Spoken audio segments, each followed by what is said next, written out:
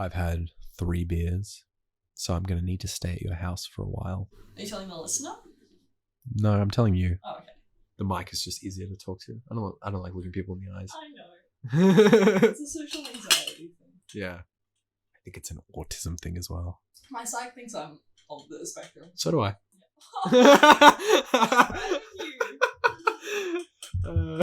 Have you ever heard what Ruby's psych said to her? He said, "You'll never find love with someone who isn't on the spectrum." Oh my god! Yeah, it's fucked up. To be fair, I did think you were gonna stop it. You'll never find love. Hey guys, what's up? Welcome to the second episode of the 1.5 Straight Guys podcast. I'm Alex. I'm Rowan. Got the right name that time. Thank God. So last episode we said our name was 1.5 White Guys, and then we made a funnier name as a joke. We? I don't remember who did it, but I assume it was you because you're bringing it up. And it was 1.5 Straight Guys, which is way funnier. So we decided to use that instead. Do you want to talk about how the format we'll have starting this episode? Yeah, Do you sure. know the format? I don't know the format. That's why I was like, okay, take us away. What is it? So every episode from now on, we're gonna have a couple segments.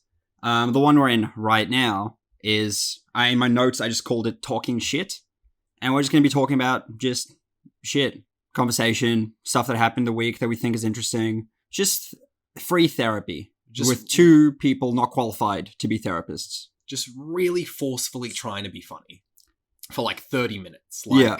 And if you make enough jokes that don't land, Emma can't cut them all out. Exactly. So after the Talking Shit segment, I'll be doing my gay little book corner, which is where I talk about books. And that's gay, apparently. And then after that, Rowan will be doing his straight little gaming corner. Where he talks about video games. We didn't agree on that name. Yeah. And then we'll be closing off the show with the fan favorite, and by that I mean our one fan Emma likes it a lot. Thing of the week. I got a good one for you this week. I'm excited. I've chosen the topic. You've chosen the topic already? I've chosen the topic, and I'm really excited to see which one you pick.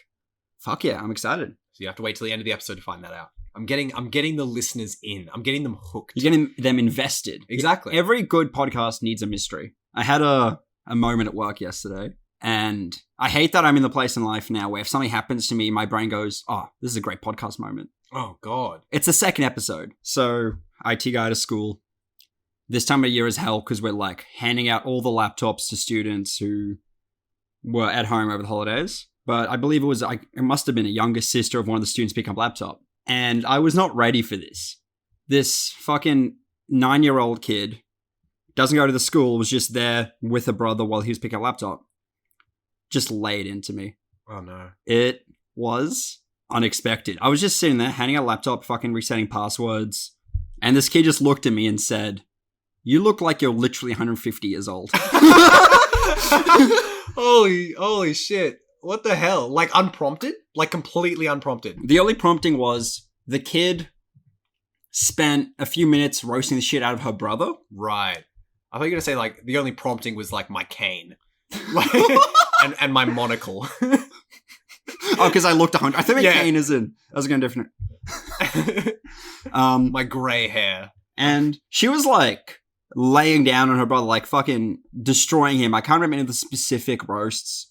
But it was like, you could tell this kid has spent years living with his brother and she's had enough. She wants him to just leave. I can't remember. Then she started like a whole set, essentially. Yeah. And the only other one I can remember was, I think she ran out of jokes and just started insulting me. And it was just, she looked at me and just went, "Your breath smells toxic." I was wearing a mask. I've brushed my teeth. But it's still deep down. I was like, does it?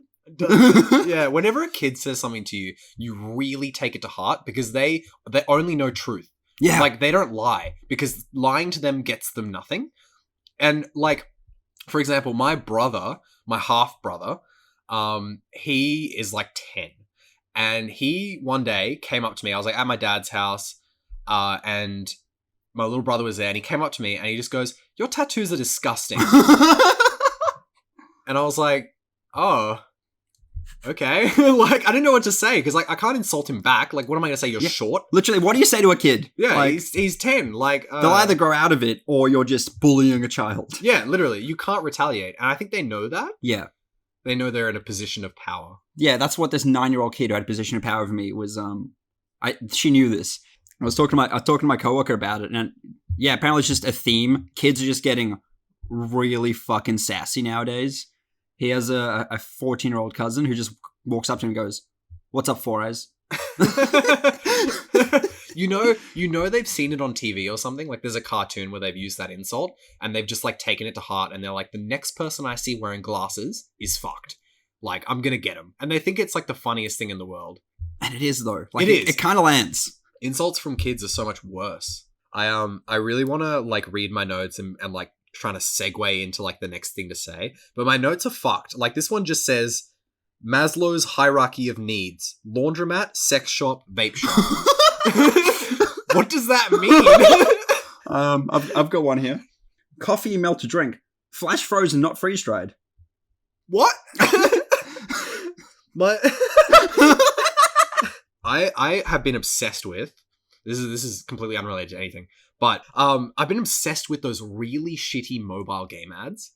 Like, you know, have you seen those? Yes. Like not Raid Shadow Legends, it's like AFK Arena and like that kind of shit. And the production quality of their videos is so fucking funny. Like, it's the same, like, 4 people every time. Yep. And, like, one scene they'll be in a courthouse and they'll be, like, demanding that you give free summons to your players and shit like that. Are these like live action? Yes. What like, the fuck? live action ads. Like, people are acting in these ads. And one of them was, there's a bunch of guys in the elevator, and this guy runs up and he's like, hold the elevator!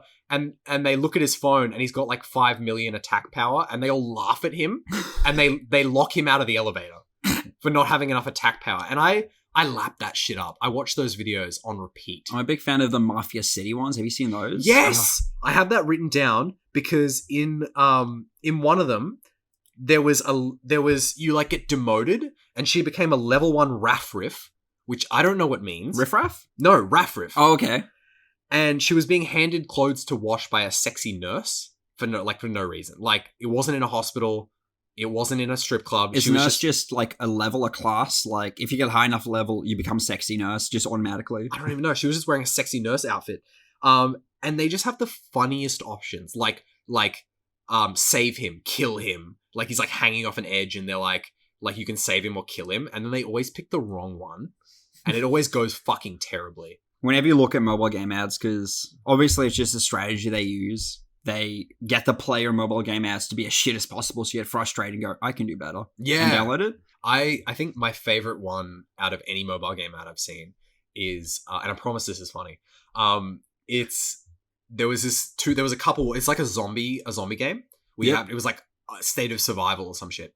And there was this couple walking, and the guy was blind, and he had the black glasses on, which meant he was like fully blind, and he had the walking stick, like the cane that like they tap on the ground. And they were walking together, and he runs into a zombie, like he bumps the cane against a zombie, and he leans forward and lowers his glasses to get a better look. The blind guy. And he then sees the zombie somehow and gets freaked out, drops his cane, drops his glasses, and they run off into a house and collect some guns and then shoot zombies and whatever.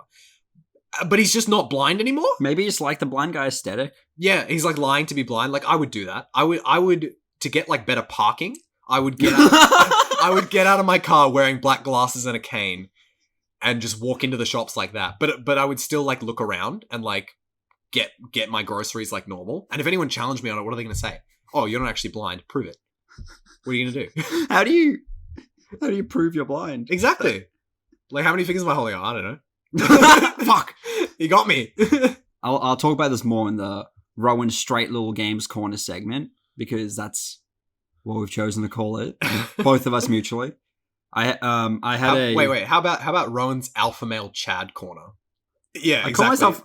I said my apartment looks like apartment of Chad once accidentally because I had no notes for last episode. Yeah, and I'm never gonna live that down, am I? No. So I was playing Horizon Zero Dawn, having a good time. At one point, a mission was just pissing me off. Like, it takes a lot for a game to make me really angry. But I was like fuming. I had to stand up, and I thought, you know what would make me feel better? walking up to my girlfriend Emma and venting about this. So I walked up to her, started venting, looked at her. She was in tears. Oh no. Already in tears. Book in one hand, second hand over her lips as if she's seen something ghastly. She was reading A Song of Achilles, which is like a modern retelling of the story of Achilles. Sure. I'm assuming she talks about it a lot. I don't listen. It's very gay because it's about Achilles. Yeah. And if it's a book about someone that's gay, it's going to be sad. So I was just trying to like vent about this game, saw that she was in tears, and I was like, okay, this is not the right time for this.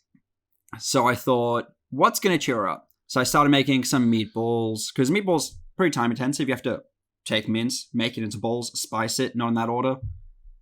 I think it is in that order. You put the mince in, spice the mince, mix it up, then make it into balls. Oh, right. Yeah, okay. you dumb fuck. I learned something today. Yeah. Continue. I never thought you'd learn something on the two and a half straight. What the fuck is the name of the podcast?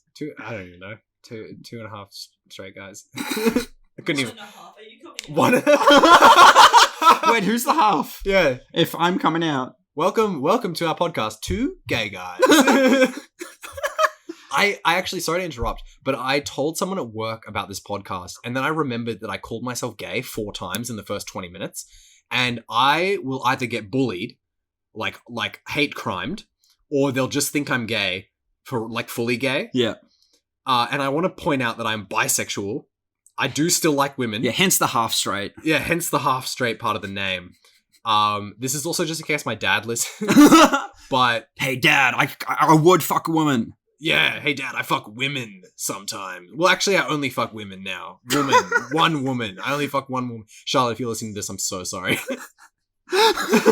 I've been telling people at work about this podcast as well, because nothing else interesting is going on in my life other than nothing else interesting going on in my life. And they go, oh, when you're finished with the first episode, link it to us. And I just go, it's not for you. You're not the target audience. I've got like a work mum. She's the uniform store lady. I love her. And she insisted she listens. And I just said, it's going to be very crude. And she just like looked at me and like kind of like winked and just went, I've indulged in some crude humor before. And I've never seen that side of her before. And I'm horrified of what she would say if she listened to the first episode. Whenever people talk to me about like prudish people, where they're like, "Oh, she doesn't swear," like whatever, I'm like, there's like a good chance they've had a dick in their mouth. What do people that don't swear say during sex? I don't say anything during sex. I'm fully silent. I hate noise. Do you enjoy sex? Yeah, silently. Do you actually like having sex with women? Yeah, exactly. I'm lying. I'm only having sex with women for clout. Just so I can like talk to the guys at work about like women. You know what I mean? Like when you're around a bunch of bros and they're all like, "Yeah, fuck this bitch last night," and you're like, "Yeah, man, me too." Did I fuck the same bitch? Yeah. I put my dick in. I can't even finish it. I'm too gay for this. It's a funny thing that sometimes I try to pretend I'm like a generic real man. So I'll be hearing like co-workers or friends, like acquaintances, like talking about just sexual conquest or something, which immediately just that sentence makes me cringe. Yeah. But I think, no, this time I can add to the conversation, and I just can't. I just go, oh, that bird over there, she's a looker, isn't she? Smacking tits. And I was thinking, oh no, what if that was too much? What if I was objectifying her too much there? Yeah, I almost crashed my car because I was staring at a woman today as I was driving. Like I don't like talking about sex, but I am a pest. Yeah. Emma once crashed her car because she was too busy looking at Jasmine, my neighbor, in the seat next to her. Oh God. It's even worse when the woman's in the car too. You just can't look away. Honestly. When I was learning to drive with my mom, she would constantly be like, look at the road. What are you doing? And I'm like, no, I saw a cute girl on the side of the road. I had a point and I forgot it. It was something to do with Achilles and his heel. Oh, did you know geese specifically attack your Achilles heel? Your heel? Yeah, like your Achilles heel, like the string that connects your heel to your leg. I don't know what it's called, but there's like a like not a muscle, but like a sinewy A strand. tendon. Tendon is the word. The tendon that connects your ankle and makes it actually able to move. Geese attack that specifically to immobilize you. Because once that is damaged, like once it breaks, it never repairs. You can't run again. Like you can run, but like very slowly. Sure. But you're fucked for the rest of your life. Can't outrun the geese. You Can't can't outrun the geese? You literally, once they cut your Achilles tendon, you cannot outrun these geese. Geese are the peak of evolution. Bro, I gotta tell you a story. When I was like, Is it a geese story? it is a geese story. When I was like maybe 6, I don't remember how old I was, but I remember this happening. I was at Forest Lake with my mum, and we were walking around the lake, and I saw this baby bird. I'm waiting and for the story and you crying. It does. Of course. It does. I saw this baby bird. I don't know what bird it was. Similar to a geese. To a goose. A geese. A geese. Similar to a goose. And its mother was next to it. And me being 6, don't understand anything about animals. And I said to my mum, I was like, cute bird, like, want to touch it. And my mum, being the best parent ever, goes, yeah, go touch it. Go pick up that bird. And me being like 6, okay. So I run over to this baby bird, and motherly instincts kick in for the bird, Yes. not my mum. Of the course. bird. It sounds like your mum doesn't have many. Yeah. And I get attacked by this bird, and I'm sprinting away, crying my eyes out as this bird that is like the size of me, because I'm like 6, is attacking me, and my mum pissing herself laughing. So that's the day I gained my fear of birds. I've got a family member being on the wrong side of morality story. Similar sort of thing. I was at a wedding. This was back when I lived in South Africa, so I would have been like 6, 7. And at a wedding, my uncle, you're a kid. Anything in the world is fucking magical to you. He did the little sleight of hand thing where you pretend to put something at your nose, hide it away in your hand, and go like, oh, I put it up my nose, ha ha ha, but it's not there. With like a little candy wrapper or something. Yeah. And me being 6-year-old kid being like, I can fucking do that. Oh no. So I stuck a candy wrapper in my nose so deep I couldn't get it out. Oh god. So my uncle then thought, wait, we can actually make this funnier. So then he said, you know what you have to do to get it out? You have to sneeze really hard. Then he handed me a thing of pepper. Oh. So then God. my other remaining nostril, I snorted. I did a line of pepper. I cannot express to you the pain. Oh no. That actually might have quite literally been the worst pain I would have felt in my life up to that point. Your entire head just starts burning. Your entire like sinuses, and I didn't even sneeze. What the hell? And he was just laughing his ass off the entire time. Speaking of snorting things, when I was like, I want to say 17, I got rejected by this girl, and Crazy. weird, never happens. And I went to a party immediately after, and I like drowned my sorrows in as much alcohol as I possibly could. And I got like fucked up, and then someone crushed up a bunch of Doritos. And was like, you should snort this. And me being off my fucking head and also being myself, I was like, okay. So I fucking got like a credit card or whatever and like lined it up, crushed it a little bit more, and then got a banknote and snorted it. Everything tasted like cheese for the next 2 days. Everything. Like I'm I would assuming drink not in a pleasant way. No. Imagine drinking cheesy water. Like I was drinking water and all I could taste was cheese. Then a few weeks later, I went to another party. And some guy comes up to me and he goes, were you the guy that snorted Doritos? You have a legacy. And I was like, yeah, haha, yeah, that was me. And he was like, do it again. And I was like, Please tell me you didn't do it again. I was like, no, I'm not doing that again. He was like, I'll give you $15. $15 is so little money to snort Doritos. And I was like, sure. So he lined up some Doritos and I snorted it again. And I made $15 that day. Was it worth it? Yeah. I don't have any lasting damage. It like sucked for like 2 days when it took, because that's how long it took to get the cheese out of my like sinuses. But like I was 15 when you're like 17, $15 is a lot of money. It's infinite money. It is infinite money. And like especially when you like smoke, like $15 is that much closer to getting more cigarettes. When I was 16, 17, I just thought about money in terms of the next Macca's run. Oh yeah. So I would have done that for the 15 because that's a good Macca's run. I used to think of it in Pornhub subscriptions. Like, if something's $50, I could subscribe to Pornhub 50 times. Pornhub subscription is $10. It's $1. Oh, what? Quick maths. I don't know if it still is, because, like, I don't keep track of it, because I'm subscribed. But it used to be $1. The only porn site I'm subscribed to is Balesa Plus. That What? Your fucking girlfriend Charlotte told me about. What is? And it's $3 a month. What is it? It's Is that the one for lesbians? It's the one for women, which means the lesbian porn on it is really good. That's fucked up. That's so fucked. In my defense, I was at a party that you and Charlotte were both at, and I think our family mentioned Pornhub, and Charlotte was like, "Don't use Pornhub." And then she started doing a sales pitch for this site, and she was right. I don't want to get too much into that because I'll just start talking about like weird porn shit. But like, I use 4chan for porn. You would.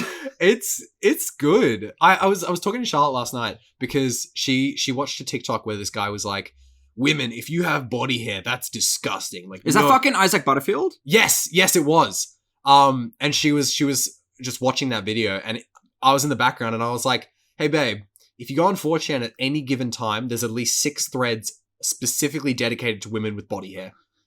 Like, men want to jerk off to that. Yes. Like, not even in a way, like, obviously, women, what they look like doesn't have to appeal to men. Like, that's not the point. So, whether or not a woman has body hair or not is not no a one's good or business bad. except that woman. Exactly. Yeah. It's not good or bad depending on whether a man likes it or not. I just found it very funny that men talk about how men don't like it, but men specifically like it. Like, it's like fetishized. Emma just punched me in the head. Dude, you were tapping the table too loudly. Yeah, you know the rules. You can't hear it because she's obviously cut it out, but there was like a scuffle. Like, she punched me in the head, I fell over. It matters if she does behind closed doors. It's fucked up. I worked for Isaac Butterfield. That was the guy. Yeah, I remember that. It sucked. Yeah. You're telling you two didn't get along? Fuck it up. You reckon he'd remember your name? I bet his fiance would. She was such a sweetheart. That man is engaged? Yeah. Sometimes I meet people and they're just like, "Oh yeah, my girlfriend," and I'm like, "Someone can tolerate you for more than an hour at a time? Holy shit!" There was a guy I used to work with. I feel bad talking about him like this because he wasn't a bad guy, but carrying a conversation with him felt like fucking fingers on like nails on a chalkboard. You had to just work for every ounce of sentence. One day I saw that he has a wedding ring, and it took me so off guard. I had to like talk to another coworker who I was close with and just try and contemplate this existence. And she sort of helped me come to terms with it, which is, if someone that boring is married, the wife is probably equally boring. You'd hope so, because imagine if you meet her and she's like the most bubbly, interesting woman you've ever met. Like, you'd lose it. You'd be like, your life is wasted. On this man? On this man. Like, that's like, whenever I meet a couple and one of them is way fucking uglier than the other, like you meet a couple and then like you meet a girl, it's normally the girl is really hot and the guy's fucked ugly. I've seen that a lot. I see it a lot on Instagram, like, not my friends, but like... Dude, I've got no ugly friends. I've got no ugly friends. No, I am talking about my friends. Where like a guy will post a photo of like a guy I went to school with and I'm like, he's pretty ugly. And then he'll post his girlfriend who's like a 9 out of 10 and I'm like, what the fuck? And then I'm like, must have the biggest fucking penis. I've got one more note. And it's about 5-minute crafts. The YouTube channel? Yeah. So I saw one got recommended to me, and it was 5-minute crafts prison edition, which to me was strange. Is this about hacks to break out of prison? No, it was about hacks to get into prison. No. It was hacks of, if you're already in prison and you're fine with it, here are some ways to make your life a little better. So the one that stood out to me, like they were all fucking stupid. Like they were the weirdest shit. But the one that stood out to me the most was the video was this guy, he had a packet of gum and he was chewing it and staring at the person across from him in a different cell, and he was laughing at her for not having gum. So, as you do. As you would. If I was in prison, I would mock the person across from me and hope not to get killed. Power play. Exactly. He's in a cell. What's he going to do? Kill me in yard time, probably. If they ban cigarettes, gum is the next currency. Yeah, literally. But so he was laughing at this girl on the other side for not having gum, and she goes like, "Oh, like I'll show you." So she balls up toilet paper in like a little ball, puts toothpaste on it, and chews that, as if that's some sort of fucking hack. Like, I just fixed gum. I just invented gum. And as someone who's very familiar with the 500 Crafts narrator voice, wouldn't be doing any justice. Yeah, like, wouldn't be doing any favors. Literally. As someone who's had gum before, that's not what gum tastes like. It does not taste like mint toothpaste and a rolled up piece of toilet paper. It scarred me. Like, I can't, every time I have gum now, it's been weeks. You just, like, taste the niggling of, like, toilet paper now. Yeah. I just can't stop thinking, like, I'm chewing toilet paper. Like, I don't like mint gum anyway. You should just commit to it and actually just put toothpaste on toilet paper. Just cut the middleman and just... Yeah, why buy gum when you can do this 5-minute crafts prison hack and put gum on toilet paper and chew it? I might do it one day just to get like, out of your system. Yeah, just to know how stupid it is. Like, just to prove to myself, no, this is dumb. Because, like, what if I do it and it's good? Like, what if I do it and I'm like, no, this actually tastes like gum? I can with 100% confidence tell you, it won't be. Yeah, it's not going to be good. I finally deciphered my note that we read earlier today, the coffee you melt to drink flash frozen, not freeze dried. I was listening to a podcast on the drive home today. One of the sponsors was a coffee company. Their main selling point was... Oh, wait, no, sorry. The tagline is, it's coffee you can melt to drink. And the first thing I thought was, isn't that just instant? Their tagline was the first flash frozen coffee. Right. Instant coffee is freeze dried, not flash frozen, which is like different. But my brain thought, that just sounds worse. It's instant coffee that has a 24-hour expiration date because it melts. I can imagine getting home and be like, man, I could do with a cup of coffee as a pick-me-up. Oh, damn, it melted. It's melted. It's fucking melted. And now the coffee's liquid, we can't drink it. Yeah, this is gross. I would never drink cold liquid coffee. Yeah. This sucks. I just hope to one day become well-known enough to get sponsored by a company I just don't believe in to that extent. That's the dream. Yeah, I really want to... I'm going to quote iCarly, but...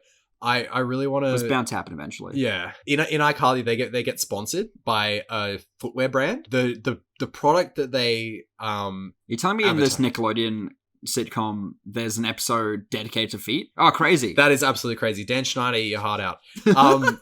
But they get an advertising endorsement from a footwear company, and they advertise them, and then it turns out they're shit. And so they start doing... To get around their contract, they start doing advertisements saying how good, in quotation marks, the shoes are by pointing out the shoes' flaws. And then the company ends up paying them to stop talking about the shoe. And that's what I want to do with anyone that sponsors us, as if we'd ever get a sponsor. As if we'd ever get a sponsor. But if we ever did, I want to talk bulk shit on them to the point where they don't know if we're actually advertising them or not. I've seen some Raid Shadow Legends sponsorships that are just... The YouTuber talking so much shit about Raid Shadow Legends, but you can tell they're saying the things they need to say to check the check boxes of it being allowed.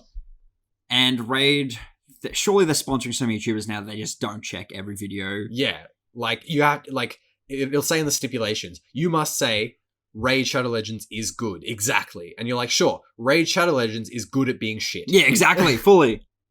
Yeah, do you want to do the game section first or the book section first? No, I'll do the book first. Okay, I've got a lot of notes on the book. Holy shit, you've written a book about the book you've read. Yeah, because like I forget things very easily. Like once I'm like halfway through the book, I've forgotten the first half, and like I will just read it as if it's a new book at that point. So I read half of it, wrote down everything I remembered from the first half that was interesting, and then read the second half and did the same thing. Now begins Alex's gay little book corner, where I talk about a book that I've read this week. I say a book that I've read this week as if I'll read multiple. I won't. I'm going to read one book a week. I'm just impressed that you can smash through a book in a week. I try and avoid like any books that have more than like 400 pages or look like they have like really hard to read prose.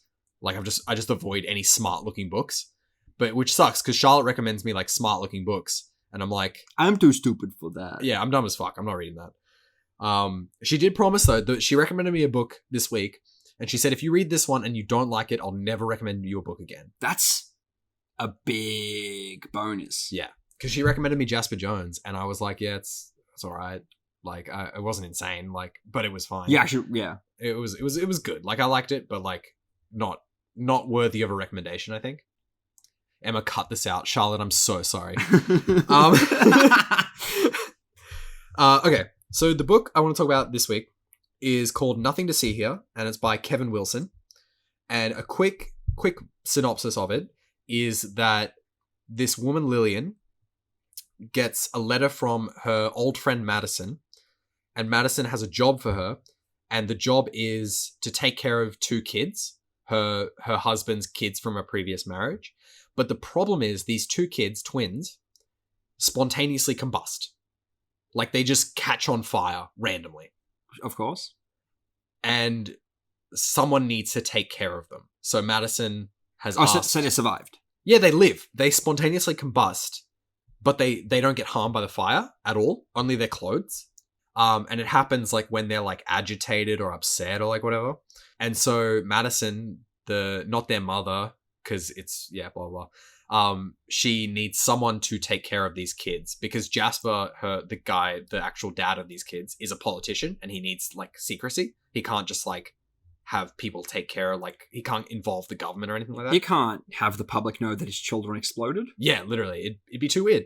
Like, he'd be investigated. Like, it's just fucking weird. He doesn't need all that hype. But anyway, so that's the synopsis of the story. So it starts with the main character, Lillian, and she has a shit life. Like, she just smokes weed in her mum's basement, like, every day. And she works at like a grocery store. Her life sucks. Classic. Yeah. The classic combo. Yeah. Work at a grocery store. You smoke weed every day. Your one hobby is you smoke weed. Yeah. But she has a friend, Madison, from school. Like, back, because she's like older. She's like, I don't know how old she is, but she's probably like 25, 30 at this point. She has a friend from school that she stayed in touch with via letters. And this is Madison. And they're pen pals, and they just talk through letters and whatever. And Madison's life is spectacular. Like, she's dating a senator. She's married to a senator. And she lives in like a big mansion, and she goes on trips to Hawaii and whatever all the fucking time. They have correspondence occasionally. One day, Madison sends a letter that says, "Hey, I have a job for you. If you want it, you have to come to I think it's Tennessee. I wrote it down. Opportunity in Tennessee. See, I don't know where anything in America is. So this is gibberish to me. I recognize names, and I think I like have assumptions based on like what I've heard about maybe what the people there would be like. Like Texas's rednecks kind of thing. Exactly. LA people are all snobby rich people, all poor and homeless. Like, those are the 2 things. But I can't point to any of those places on a map. If you gave me a blank map of America and said, name all these states, I think I would put all of them as Texas. Is it because it's the only one you can name? It's the only one I know. If I gave you a blank map of Australia, could you point to the states? I could point to Queensland. And no, nothing Could you else. point at Western Australia? No. What about Northern Territory? North, I know. North is up. Do you not know? I don't know east and west, left or right. I don't know. Oh, no. I have no idea. I know my left and right, but I don't know east and west. But yeah, so she says Madison says to Lillian she has a job opportunity for her in Tennessee. And Lillian's like, my life kind of sucks, so I may as well do it. So she catches a bus and she goes to Tennessee to meet Madison there. A little backstory is that Madison and Lillian went to school together, but they went to like a really upper class prep school. Lillian made it in on a scholarship because she worked really hard in school. Madison made it because she was rich. So everyone there was rich except for like 2 students who got scholarships. So Lillian wasn't really meant to be there, and everyone treated her like that. I've seen this anime trope before. Yeah, literally. Like the scholarship kid who's poor but really smart. Madison was like a party animal, and this is when they were like fucking 14 or like 13 or whatever. What do 13-year-old party animals do? Coke. Oh, okay. Yeah. I guess if you're that rich. Yeah. And she was a party animal, so she would just like go out and do drugs and party and stuff like that. While Lillian stayed in the fucking dormitories and like just read or whatever what nerds do. Funny part is when Lillian and Madison met, like they were sharing a dorm. That's how they met. When they met, Lillian had a bunch of like gay thoughts about Madison. She was like, man, I want to kiss this girl. Like, like, I want to get close to this girl, like I want to kiss her. And as I was reading it, I was like, this is kind of funny. And then I remembered it was written by a man, and I was like, Oh no. this isn't Clap. Yep. this isn't funny anymore. Like, if it was written by a woman, I would have been like, oh yeah, I guess that's what women think. Like, occasionally they like want to kiss each other. This was written by a man. I'm not saying that women don't occasionally want to kiss each other, because I understand that. I occasionally want to kiss women. It's like when Emma explained to me how even the way in movies they show off men is for men, not women. Like, for the male gaze, not the female gaze. It blew my mind. I was just like, oh, women have nothing. Like, in cinema, like, catered to them at this point. Yeah. It's Like, fucked up. Even the way men are showed off is for gay and bisexual men, not for the way women want to look at men. It's also for straight men, because they see them as idols. Yeah. And they're like, I want to look like that. But women don't want, like, a lot of women don't want men to look like that. Like, it's not the female beauty standard, like the male beauty standard. Emma once slapped my beer belly and exclaimed, "Yay!" So that's real. My dad's done that to me.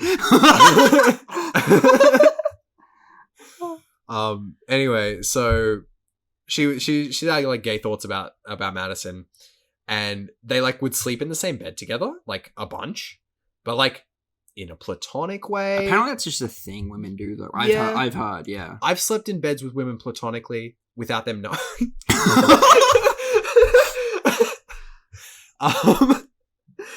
So Emma, please cut that out. Emma, please keep it in. So anyway, they're roommates, they meet each other. Madison's like a party animal. She does a bunch of like stuff that she shouldn't be doing, like partying, coke and things like that. Lillian's like a good little goody two shoes. One day they find coke in like Madison's room, which also happens to be Lillian's room. They're gonna expel her, but then her dad has dinner with, so Madison's dad has dinner with Lillian's mum and says, I'll give you 10 grand to say Lillian did it. Like, that it's Lillian's Holy coke. shit. And the mum, being a piece of shit, goes, 10 grand? Easy money. I'm invested in this. Easy money. So she does it. Lillian gets kicked out of the really expensive prep school that she got a scholarship to, gets kicked out for coke, has to go back to her shitty school that she used to go to. Everyone knows she got kicked out for coke as well, and she can't convince anyone that she didn't. So she's probably like getting bullied and shit for it. Yeah, exactly. She's an outcast now. So then her life turns to shit, and she ends up working at a grocery store after school. Meanwhile, Madison's living it up because she's rich. She got away with it. She's got coke. She's got coke. They start sending letters to each other, just about what's going on in their lives and things like that. Madison never mentions the coke ever again. So yeah, they become pen pals at that point. Anyway, so wait, despite all that happened? Yeah, despite all that, Madison tries to keep in touch, and Lillian just kind of lets her and just like responds, because Madison's life is like super interesting. Like, she's rich and she does a bunch of cool shit, and Lillian's life sucks, and because Lillian was like into Madison, like she like had a crush on her. Basically, you find out later that she was like in love with her, and she still is. Anyway, so she goes over to Tennessee and she offers to take care of these kids. She lives in their mansion, and she becomes their au pair. So Madison's husband Jasper, who is the senator, his second wife had twins with, and they had the kids, and the kids catch on fire randomly, and they want Lillian to take care of them. So Lillian does, after a bunch more gay thoughts about Madison. Like, when she finally meets up with Madison again after all these years, she has a bunch more gay thoughts where she's like, God, Madison looks good now. Like I wish I was either kissing her or I was her. Every time you say something alluding to lesbians or just like about lesbians, Emma just nods in agreement. Yeah. Gay thoughts? I'm into that. That's something I can get behind. Anyway, when Lillian finally meets up with Madison again, she has a bunch of gay thoughts, and one of her thoughts is like, maybe the job, because she doesn't know what the job is yet. Like, Madison hasn't told her that the kids catch on fire. She's just said, come to Tennessee, I have a job for you. She gets there and she sees Madison, and she's like, maybe the job is to be her secret lover. Like, maybe it's just to be a paid concubine. Exactly. And I'm like, a man wrote this. Yeah. A man has written this. This is a man's fantasy. Yeah. Luckily, there was no description of her breasts, which I thank God every day for. In one of the Witcher books, a monster is converted back into like the 14-year-old princess that was cursed to become the monster. And because this princess was a monster previously, she is now naked. And the book goes out of its way to describe this 14-year-old girl's breasts as pointed. Sick. Love it. And I didn't like that. Love that. Every single time a man tries to write a woman in a book, they just really need to describe her breasts. Like, they have to. Gun to your head. Tell me what her tits are like. Oh God. Pointed. Pointed. Nipula. What's perky? That's a good one. That's my favorite one. That was a good word. Yeah. So anyway, the Madison tells Lillian the job is to be an au pair for these kids, and that they catch on fire. And Lillian's like, that sounds fucking fake, but sure. And she shows her to the guest house, which is on the same property as the mansion, but it's like off to the side so they don't burn down everything. And the guest house is like set up specifically for kids who catch on fire. Like there's like hoses and like fire extinguishers everywhere. So at this point, this shit is like, they've got a system for it. Yeah, like they've been planning this for a few weeks. Like they had a guest house and they converted it into a fireproof place with, it's like, imagine the roof is covered in pipes and hoses. And if one whiff of smoke and water just comes bucketing down, and there's like a whole cupboard of fire extinguishers, which I can't imagine is safe for children to inhale. That just sounds horrifying. Yeah, literally. I was on holiday in South Africa as a kid, and it was in the Kalahari Desert, so straw roofs. It started raining, and because it was a straw roof that wasn't sealed properly, the rain went through and started dripping while I was sleeping. I cried so much. It was one of the worst things that ever happened to me. That's fucking funny. My parents still make fun of me for it. Yeah, I would too. I might actually later. So anyway, so she sees the guest house and she's like, all right, like, I guess this is where we're living. Next day, they set off to get the kids and bring them to the house. She meets the kids. She tries to say hi. They attack her because they like hate other people, I guess. Like they've been raised by their mum, who was like not the nicest lady. And because obviously she was dealing with two kids who catch on fire randomly, so she wasn't like taking it very well. Yeah.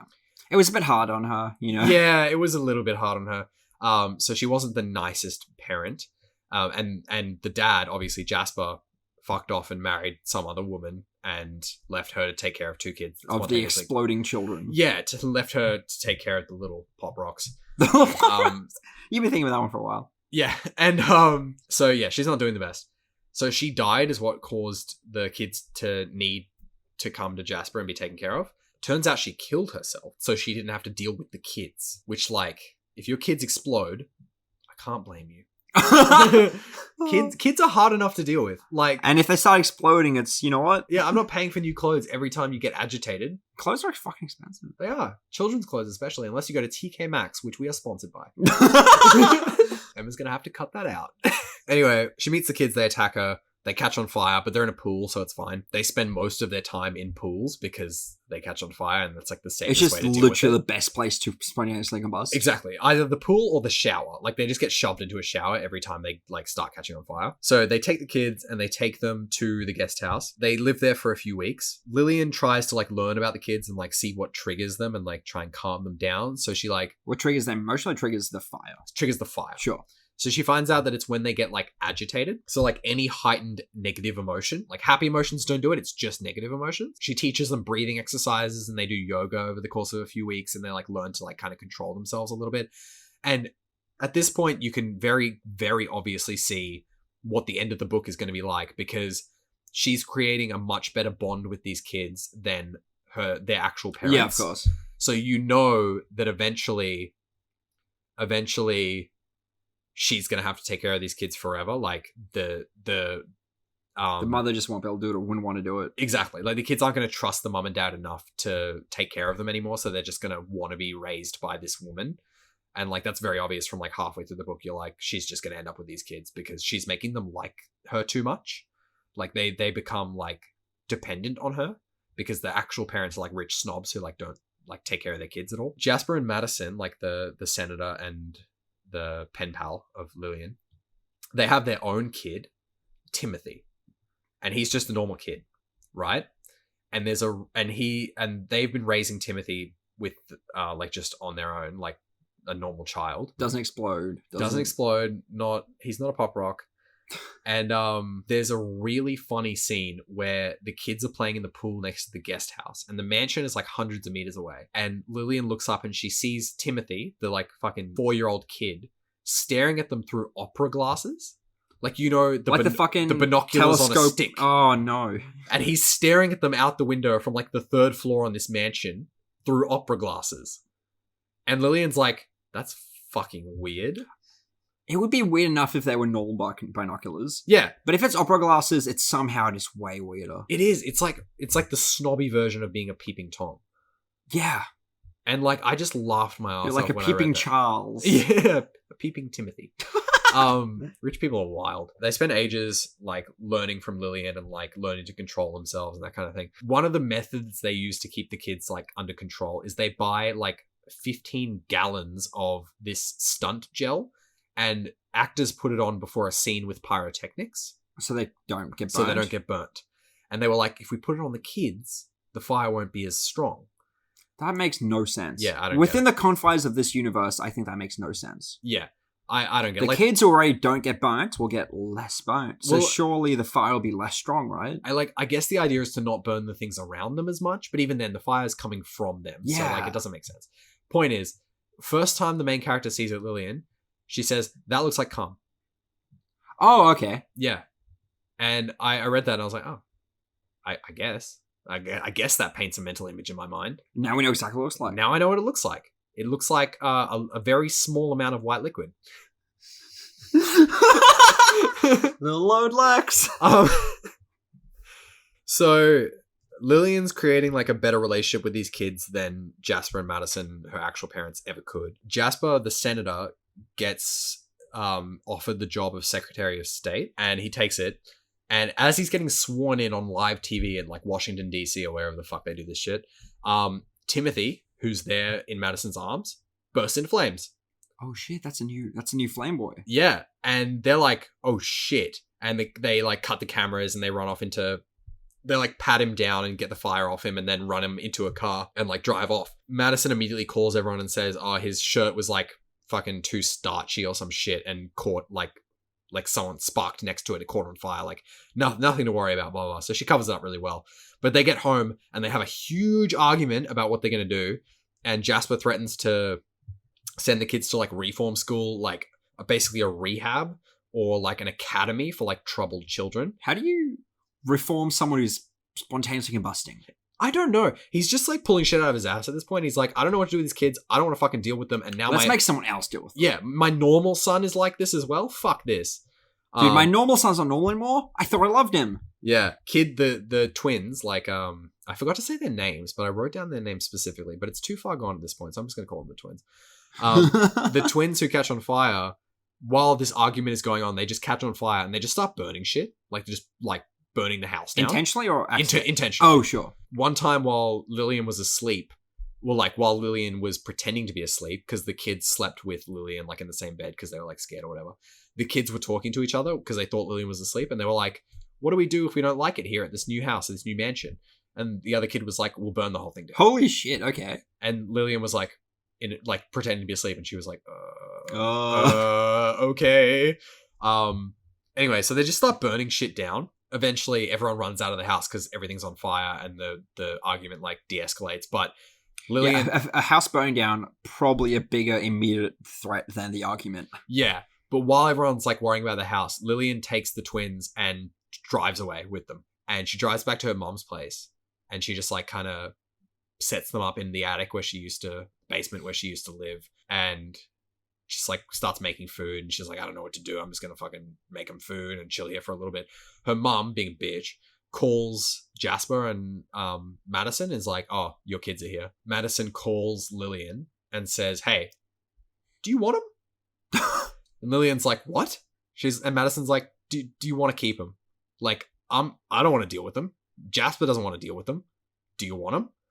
And Lillian's like, I mean, I get. Sure. Kinda. Like, I guess, like, if, like, I've grown kind of attached to them, like, sure, why not? Whatever. These little flame balls. Little flame boys. Flameo, fellow Hotman. And so she agrees, and they're like, sure, we'll transfer the legal guardianship to you. Lillian goes downstairs and tells the kids, she's like, hey, you're mine now. And the kids are like, do you want that?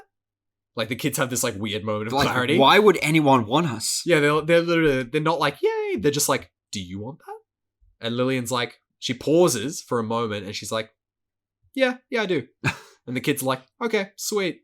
And that's the end of the book. They're just like, Oh, okay. they're What the like, fuck is with "Sweet." these books you read where the end is just so out of fucking nowhere? Yeah, It just doesn't feel like an ending. It was. I kind of predicted it like halfway through. I was like, she's becoming so close with these kids and creating such a good relationship with them that they're not going to respect or care about their actual parents. Like if you're the cool aunt, you're always going to be the cool aunt, and your parents are going to be the squares who make you do your homework and shit like that. So I was like, she's going to get these kids and she's going to become their legal guardian because there's no other option. These kids are going to burn down the mansion if they have to stay with Jasper and Madison. Like, so I kind of saw it coming, but it was still like kind of wholesome where I was like, oh. So that's like a happy ending. Yeah, I saw it as a happy ending where Lillian, her life was shit because she's getting paid to take care of It was them. like a found family instead of like a family you're born into. Sort of Exactly. And like Madison said, she was like, I'll pay you to be their legal guardian. Like we'll give you a stipend, whatever it's called. Money.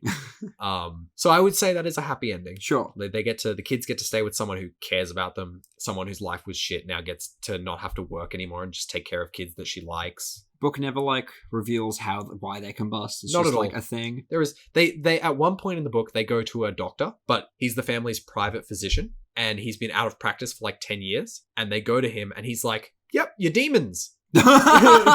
And Lillian just like runs out the door with the kids. Like she's like, "All right, we're leaving now. Goodbye." And he's like yelling shit. He's like, "You're prophets for the new age." And she's like, "Okay, thank you." Maybe it's reason it's out of practice. Yeah, literally.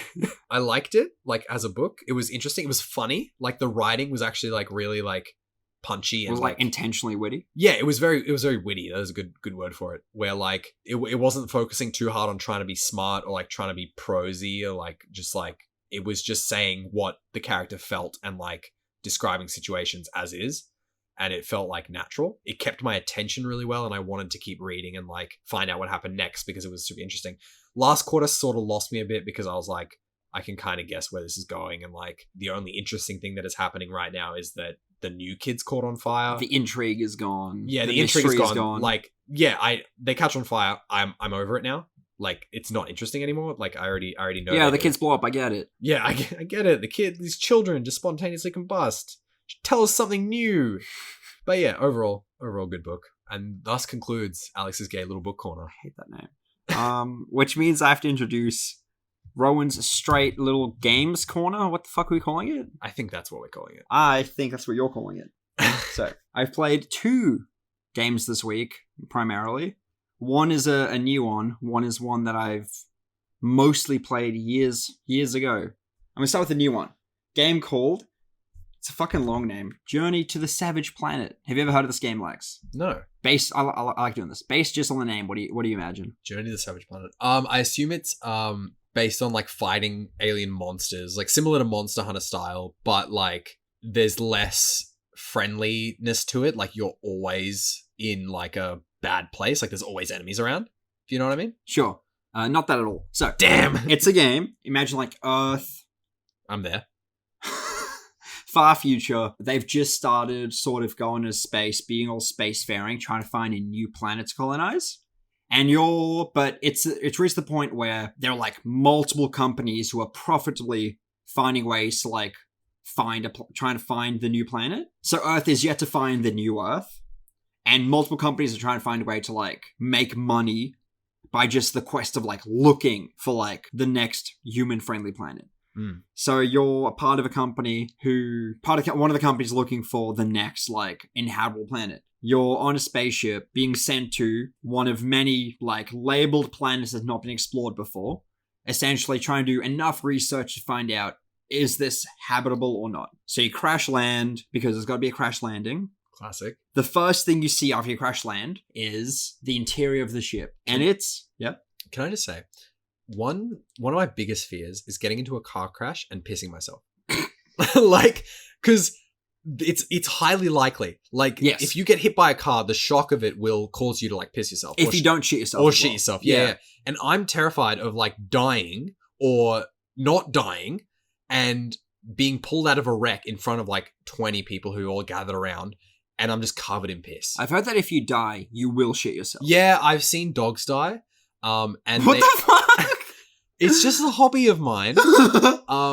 I love waiting for dogs to die. I love waiting at the vet and asking if they're about to put a dog down, if I can watch. A friend of mine had to get their dog put down, and I watched because it turns me on. And the dog shit itself like immediately after it died. So I can attest to that. So, Journey to the Savage Planet.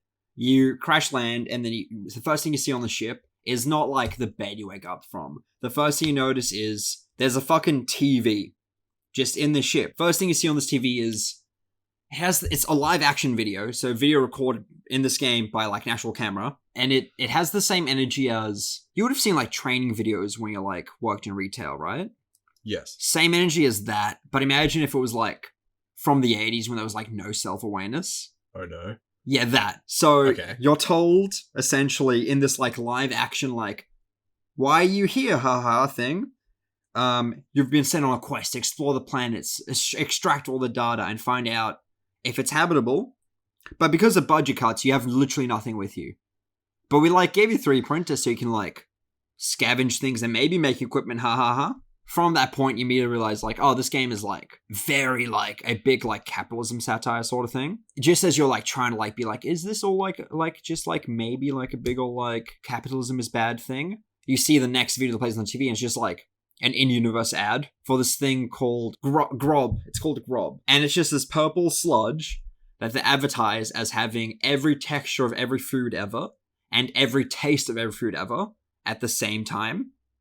So like eating ass. Like eating... I feel like that's more appealing than what this is. Than Grob. Like, all the textures just sounds disgusting to me. It does. All the tastes. So then you leave the little ship to try and explore, and you go, oh, this is a beautiful planet. It's like a little bit icy. So eventually you collect materials from like a carbon deposit, get a gun working. You realize, oh, these like little critters, these little cute little birds. And then the game tells you about a scanner you can use. So you scan the wildlife, and it gives you a very short 3-4 word description of wildlife. All you know about these little cute little spherical bird-looking things, the description is just, they love you. The first animal you encounter in this game is a creature that loves you for no matter what, because it just is a being of love. That is so Unfortunately, before I used the scanner for the first time, I killed at least a dozen of them. Fuck's sake. For the resources they drop. Fucking terrible. So that was a great start to the game.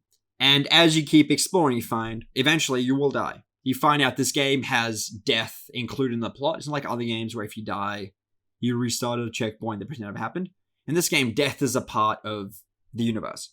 When you die, you get remade in a teleport, and they go, you're a clone of the person that just died. You're like 99% the same, so don't worry about it. If you died like 50 times, probably worry about it then. So they're just like making fun of like almost like video games as a concept, like how death is just this thing that's a part of it. It's just fucking strange. The animals you encounter, I think the developers just randomly had an idea one day for each creature and just went, we're putting that in. I was just scrolling. I went to as I was going through the first area, made to the next area, out of the icy world into like a more like jungly place. I just heard this fucking scream, a scream of pain and terror in the background, and I thought, is this a quest? Is this a wench for me to save? It was a critter. It was an animal who, as a defense mechanism, when they see you, they scream like a human in pain and run away. And it's the most ear-piercing scream. So that, yeah, and the more you play this game, the more like movement abilities you get. So you can explore more places, explore more of like the weird world. And very quickly you find out this place, the entire reason we're sent here, as told by like the company you work for, is it's an uninhabited planet. No intelligent civilizations ever lived here. You're here just to see if humans can colonize it, because I'm assuming Earth has been fucking torn to shreds at this point. But like, can you breathe on this planet? Like, do you take your helmet off? You're in a spacesuit. You're in a spacesuit the whole time? You're in like a, spacesuit. So you can't breathe on the planet? I'm assuming you keep it on for like defense purposes. Or maybe they plan to like terraform it later on or something. Yeah, because I was going to say like whether or not you can colonize it is entirely just, can I breathe there? In this game, they ignore that. So I'm assuming that's like been solved. Yeah, okay. Like they have technology for that. In this game, can I live there is entirely, will the wildlife, the flora and the fauna murder me instantly? is what they're scared about. Right. That's what you're there for. So you get to the next, like, very quickly on, you find out, you see this giant tower, obviously made by intelligent life. Ooh, Yeah, it adds a little bit of mystery. that's cool. So you immediately get, like, a ping from your ship being like, get the fuck back here. Then the CEO of the company you work for is, like, in a direct line with you, saying, this is fucking weird. I'm gonna need you to, like, explore that tower, tell me what the fuck's going on, because our scans show no intelligent life here. And in terms of the plot, that's as far as I've gotten. It's just, there is intelligent life here. I'm starting exploring the tower. Bro, you're not going to tell me what happens? I don't know yet. You're a fuckhead. I don't know yet. Why did you tell me about this gay shit? About this fucking penguins that love you, these round birds. I killed so many of them. And Eventually, you find variations of the penguins. They have, like, there's ones that have, because they're too stupid to develop armor themselves, because they're fucking, like, weird spherical birds.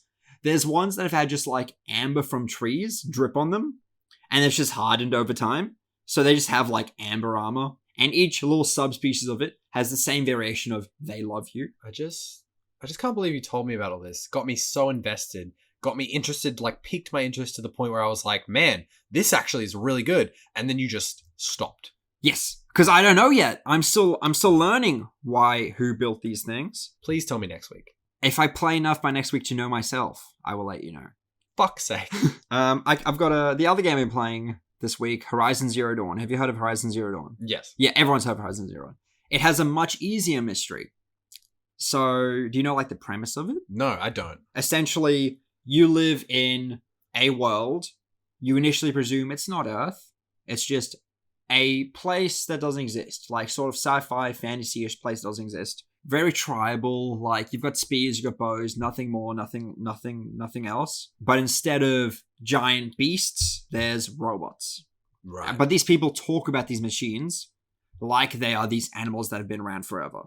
Right. It's just been a part of what they've always had. So immediately you sort of make assumptions about it. Are these organic things that look like robots that sort of have always existed? Is it from a previous civilization that's always been there, but the civilization died out, but the robots survived? Very quickly find out, oh no, this is us. This is a future Earth situation.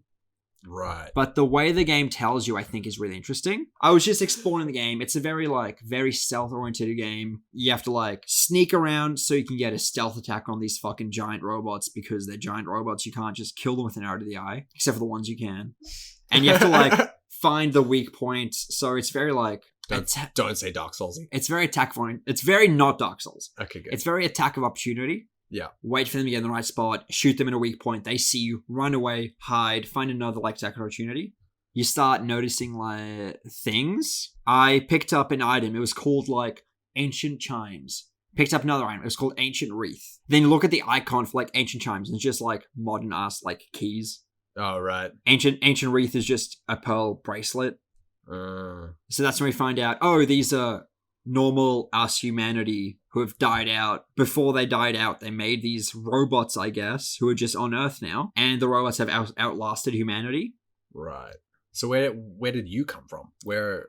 That's I guess that's one of the mysteries that's yet to be solved. Of course. Maybe you're, like, from a civilization of humans that were off in the distance, not a part of, like, built up civilization. Probably very similar to Planet of the Apes, where they sent people off in cryosleep or whatever, and then they came back eventually and woke up, came back to Earth thinking that they landed on a different planet, but it's actually Earth. Yeah, at this point in the game, it's been so far removed from that, you just think you've always been there. Yeah, right. Or, like, I guess you have. So that's, like, one of the mysteries of the game. But in terms of, like, the actual game itself, it's just a fun game about exploring the world around you, finding new machines to hunt with your primitive-ass weapons. And similar like Monster Hunter, the bits you break off the machines are used to, like, upgrade weapons and armor. Yeah. But you never get a stronger bow, you never get a stronger spear, which I like. You just get additions. So instead of just normal piercing arrows, maybe get fire arrows now. Yeah. Then you learn the weaknesses of enemies by scanning them, because early on in the game you get, like, a little Batman fucking gadget visor thing. So even in terms of the game itself, you're not getting that much more powerful. You get more powerful, but not that much. You become more powerful by just learning how to kill enemies. I wish I had a scanner in real life so I could scan people for their weaknesses so I could make fun of them. Like, can you imagine you go to a bar and like some guy like tries to fight you, or he just like either bumps into you and he's like, "Hey mate, watch where you going?"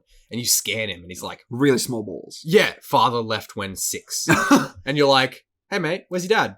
Like, you just fucking go for him. Like, you ruin his life. That's have you ever heard of the game? You would have heard of Watch Dogs, the game, right? Yes. You can scan, you Yes! can hack people by scanning them essentially, and usually it's just like psychologist, this age, this yearly income. Sometimes it'll just be like, girlfriend left him, wants to kill himself. Yeah. I saw one that said HIV positive blood donor. But yeah, I wish I had that, because I would make fun of people for their deepest insecurities. I once saw one that was just like IT guy, and then a below the point of poverty line yearly average earning. Oh no. And I thought, that's too real. Yeah. Anyway, continue. So you scan your enemies and you find out their weaknesses. And as someone who's played like PC games most of his life, I'm shit at like aiming in games. So this game has a blessing, which is very long. You can get a skill, which is slowing down time to aim your arrow. Right. And I need that badly. I can't aim for shit with a controller at this point. That was another thing I was having issue with in like Journey to the Savage Planet, because it's first person shooter a lot of the time. The excess amount of auto aim in that game, really helpful. Horizon Zero Dawn has the same thing. So much auto aim to the point where if you're shooting a creature, and because it's a bow, arrows have time to like fly. Yeah. If the creature has moved since you've aimed directly at it, the arrow will just curve towards the creature. Bro. And it kind of helps. Like, it's cringe, but it helps. Eventually you get the ability to like launch 3 arrows at once. You're a god. You're a king. Then you get to the new area, and you are the world's bitch. Yeah. There are these giant fucking raven fucking things, dragon robot fucking motherfucking cunts. Emma would have been trying to read Song of Achilles and just hearing me go, ah! Just non-stop anger at the difficulty curve this game has. You learn the world. It's a little bit spooky. You master the monsters. You master the beasties you discover. And then the second you cross the specific border into the new land sort of thing, that's beyond the forbidden zone, a very tribal thing, you just get fucked on. Yeah. And I think it's my fault more than anything, because if I see a giant monster in a game, I'm going to try and kill it. You can outrun anything in the game. But if I see a giant fucking thing called a Thunderjaw, I'm going to kill the fucking Thunderjaw. So I think I've artificially made it harder on myself by insisting on killing every new hard thing I'm encountering. But at the moment, the whole drive of the game is really grabbing me. At the start of the game, you're an outcast because you don't really know why, but you don't want to be an outcast. So you go to this thing called The Proving, which is this very ancient, age-old competition where if you survive at the end, you become what's called a brave. Whatever you were before, an outcast, a criminal, whatever. If you survive this, you become a brave. Criminal history gone, outcast status gone, you're a new man, a new woman. But if you win it, if you're like the person that finishes it first and also doesn't die, you get a boon of whatever you want. You can become the leader of a village. You can get riches. I don't like this system, because what if a pedophile did it and won? I believe that in this world, a pedophile can do it and win, and then they're no longer an outcast, yes. It's very, very quickly on you discover the main character of the story does not like the laws of the tribe they live in. I don't either. No, you're not supposed to. Yeah. Whenever a character is like, you're an outcast, if I speak to you, I break the law, you're just like, why would you care? Yeah. I'm not going to tell anyone, I'm an outcast, I'm not allowed to. Fair. So obviously you end up going to the Proving, you go into it, and just as you win it, these random other people in masks, cultists you've never seen before, you don't know what tribe they're from, kills all your friends, creates a massacre, and you barely survive because your father figure, who's been like the one person you're allowed to talk to, who's trained you for hours, like takes an arrow for you. Shit. It's like Emma had I think she cried when she saw this, which is so unlike her. Yeah, honestly.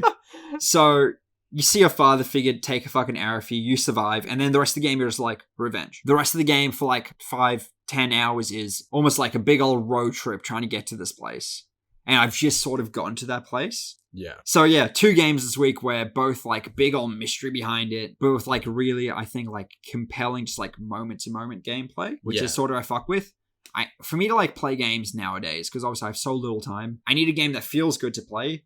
But for me to play it for like 20, 30 hours, I need to have an ongoing like desire. Yeah. With Monster Hunter, it's just, this feels good. It feels good to get better armor. It feels good to get better weapons. But with most games, I sort of need that like mystery, that where is it going? What's happening? So that's where this is going to be right now. So I'm hoping by this time next week, I can elaborate on who the fuck built the tower in Journey to the Savage Worlds. Please do, because that had me on the edge of my fucking seat.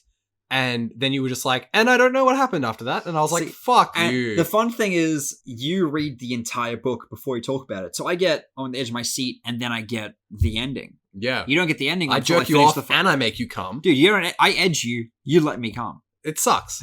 All right, so thing of the week. Last week, Rowan gave me the choice of ramen.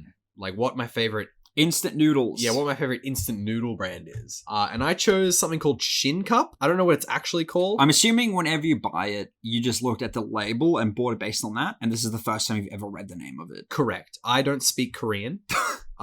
Is Emma pointing at being obviously Japanese? She's pointing at some... No. It says made in Korea on the side.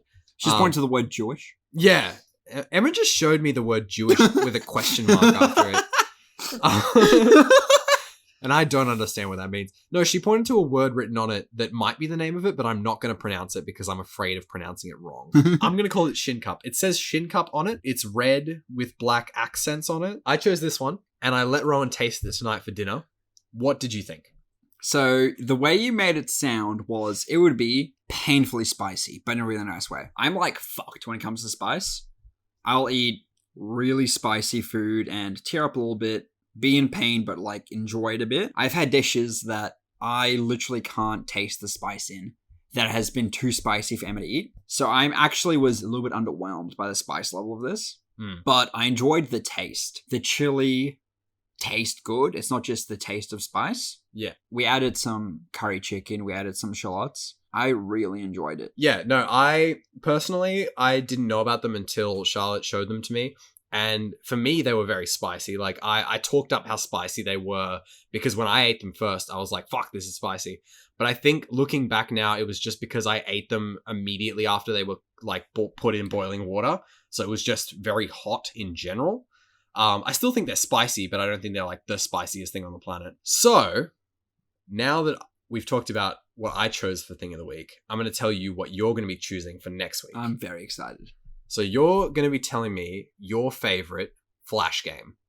Oh shit! I've literally not thought of Flash games in maybe 10 years. Exactly. I want to know, what was your go-to like high school Flash game that you played in class, or like... You know Flash is... Not around discontinued. Anymore? Yes.